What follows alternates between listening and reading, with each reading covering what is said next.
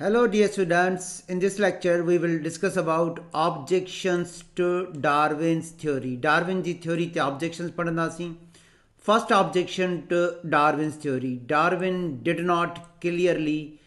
differentiate between heritable and non-heritable variations. Dear students, हकीकत में Darwin खे भी जेनेटिक्स जी एतिरी ॼाण कोन हुई ऐं हेरिटेबल वेरिएशन्स उहे आहिनि जेके फादर ऐं मदर खां जीन्स जे थ्रू ॿारनि में इनहेरिट थियनि ऐं नॉन हेरिटेबल वेरिएशन्स उहे आहिनि जेके ॿारनि में ट्रांसफर न थियनि पीउ माउ खां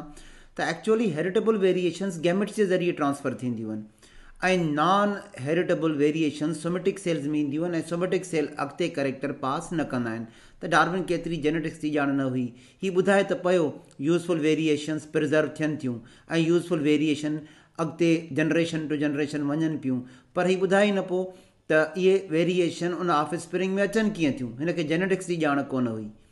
ही emphasise the role of minor variation हीउ चवे पियो त जंहिंखे माइनर वेरिएशन हूंदी उहो सर्वाइव कंदो ऐं माना उहो जंहिंखे यूज़फुल वेरिएशन हूंदी उहो सर्वाइव कंदो ऐं जंहिंखे इहा माइनर वेरिएशन यूज़फुल वेरिएशन न हूंदी त उहो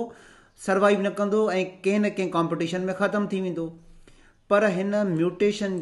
जो किथे बि डिस्कस न कयो he did not discussed mutation in his theory mutations are sudden changes उहे जीन में बि थी सघनि थियूं क्रोमोज़ोम में बि थी सघनि थियूं त वरी साॻी ॻाल्हि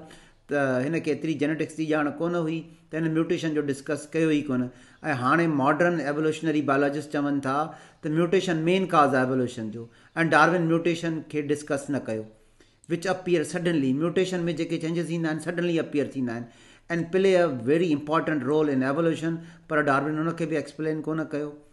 Darwin had no explanation for the presence of neutral variation which have neither useful nor harmful effect त डार्विन बार बार चवे पियो त यूज़फुल वेरिएशन जंहिंखे हूंदी त उहो सर्वाइव कंदो सर्वाइवल ऑफ द फिटेस्ट जंहिंखे हिन चयो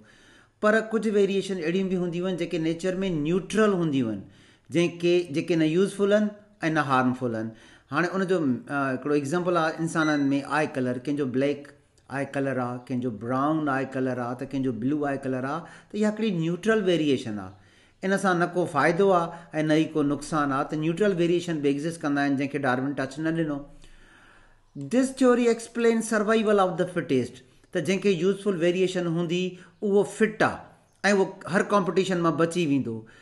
पर it does not explain the arrival of the fittest हाणे इहो हिकिड़ो ऑब्जेक्शन आहे त हिन सर्वाइवल ऑफ द फिटेस्ट त ॿुधायो अराइवल ऑफ द फिटेस्ट न ॿुधायो त तव्हां सवाल पुछंदो अराइवल ऑफ द फिटेस्ट छा आहे what do you mean by arrival arrival means reaching at a place कंहिं जॻह ते पहुचणु त अगरि असां अराइवल खे हिकु लफ़्ज़ में डिस्कस कयूं त उहो अपीयरेंस आहे अराइवल जी माना अपीयरेंस आहे हाणे हिन जो मतिलबु इहो आहे अराइवल ऑफ द फिटेस्ट जो त उहा ओरिजन उहा वेरिएशन जेका यूज़फुल आहे उनजी ओरिजिन कीअं थी उहा अपीयर कीअं थी इहे ॿुधाई न पोइ Darwin's theory of natural selection explain useful variations are preserved हीउ चवे पियो त जेकॾहिं लॉन्ग नेक हुई गिराफी जी त इहा यूज़फुल वेरिएशन हुई ऐं इहा जनरेशन ओवर जनरेशन प्रिज़र्व थी पर उहा ज़िराफ़ में उहा गिराफी में आई कीअं इहो न पियो ॿुधाए अराइवल हुनजो न पियो ॿुधाए